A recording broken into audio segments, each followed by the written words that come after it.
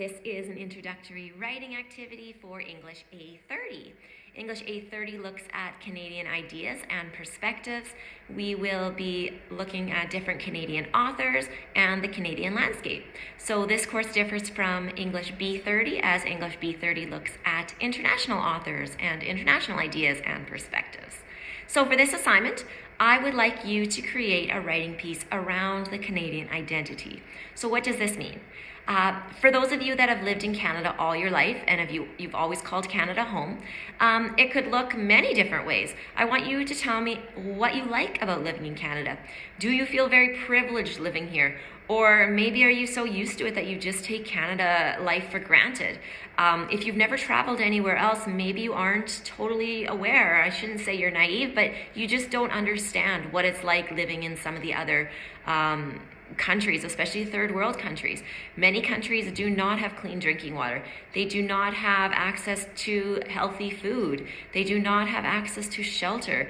There are no access or very little access to healthcare, to education, all of those things that we take very much for granted here. So being a Canadian, living in Canada all your life, what do you feel is the most important thing about living here? What do you like about living here? And then those of you that are new to Canada, or if maybe you've lived in Canada a long time, but Canada is not the place where you were born, I would like you to discuss what is your favorite part about being here. Do you feel lucky to be here? Do you feel like you are privileged to get this opportunity to be in Canada? What privileges or opportunities has Canada afforded you that the country you came from maybe didn't? So both of you, if you've lived in Canada all your life or you're newer to this country, can talk about any privileges or opportunities you may see or feel or have dealt with living in Canada currently. Good luck. I just want to take a minute to make mention of the brainstorm web. In some of my assignments, I do include a brainstorm web. Usually they are just there for you to use at your leisure, but the odd time they are there and they are worth a mark or two. So please make note and make sure you are looking at the marking for each assignment to see if it is worth marks or not. So for this assignment, if you'd like to use a brainstorm web, you are more than welcome to. You're not obligated to.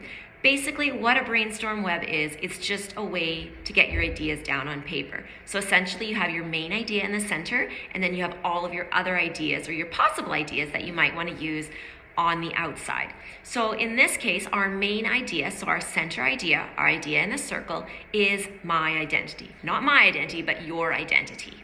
So you are in the middle of a circle and you are telling me or writing down any ideas that you think you may want to include on the outside of the circle about your identity. So it could be, like we talked about, some of your privileges that you've felt being in Canada have afforded you, maybe some of the opportunities. And even if you want for this assignment, I don't mind if you touch on some of your interests maybe, because especially those of you that are maybe newer to our country, the country that you previously came from may have not afforded you or allowed you those opportunities to have those extracurricular activities or to have those hobbies or interests that you've always wanted to do. So that as well could tie into your response when you actually go ahead and write your paragraphs out.